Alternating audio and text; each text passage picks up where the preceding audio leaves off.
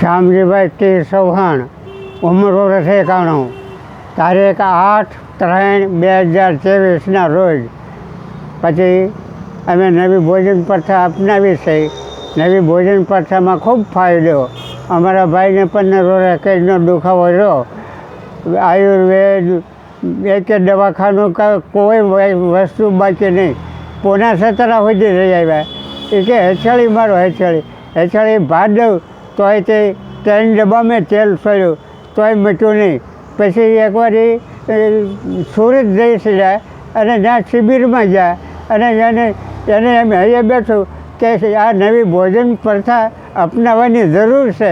અહીંયા આવીને નવી ભોજન પ્રથા શરૂ કરી અને રોગ બધા નાબૂદ થવા માંડ્યા અને શરીર હાઈ ક્લાસ તંદુરસ્ત બની ગયો. રોગ બધા વયા ગયા, શરીરનો દુખાવો વયો ગયો. એટલી શક્તિ આપી એની તો વાત જ નથી થાય એમ. પછી 2 કારીગરને મૂકો અને એકલાનું કામ હાથે તૈયાર થઈ ગયું હોય, 2 કારીગરનું કામ બાકી રહી ગયું હોય, ન પૂરું થાય. એટલી તો શક્તિ આપી ઈશ્વરે. પછી એને ઘરેથી નીતાબેન છે ને એને રસ હતો, એસિડિટી હતી, પછી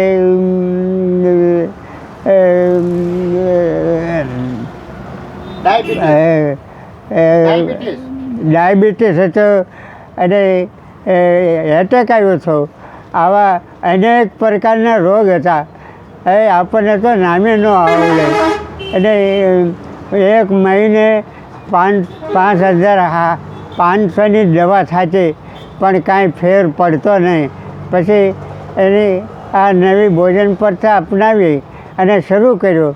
બોડી સાફ થવા મળી અને બધો કચરો નીકળી ગયો અને રોગ માત્ર વહી ગયા. અત્યારે શરીર હાઈ ક્લાસ તંદુરસ્ત બની ગયું છે. 4 પૈસાની દવા લેવી પડતી નથી. પછી મારે પગમાં એવું બળતું કે દેવતા ઉપર પગ કોઈને મારો મૂક્યો, એટલું બધું બળતું.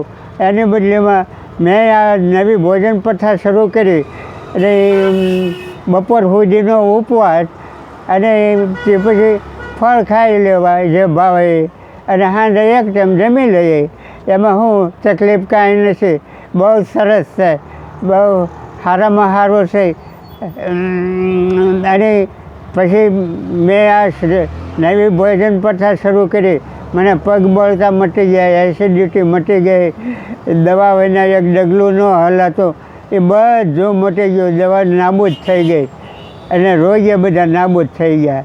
હવે તમે બધા નવી ભોજન પ્રથા અપનાવો તો તેને તમારે બધા રોગ માત્ર વયા જાય અને સ્વર્ગ સુખ ઉત્પન્ન થાય. અમારે સ્વર્ગ સુખ છે. અમારે ઘરે સ્વર્ગમાં તો જાય તારે ને મળવાનું છે ને. આ તો અહીંયા બેઠા સ્વર્ગ છે. અહીંયા અમારે ઘરે અત્યારે પૂરું સ્વર્ગ સુખ છે. મનમાં ચેતવી ત્યાં વસ્તુ આવી જાય છે. મનમાં ચેતવો નહીં ત્યાં વસ્તુ આવી જાય. કામધેનું ગાયની ઘોડી. હવે આવું તો સુખ કોના ભાગમાં હોય કે નવી ભોજન પ્રથા અપનાવે. નવી ભોજન પ્રથા જે અપનાવશે એને આ અમારે જેવું સુખ છે, સ્વર્ગ સુખ છે એવું સુખ અંજાને આવશે.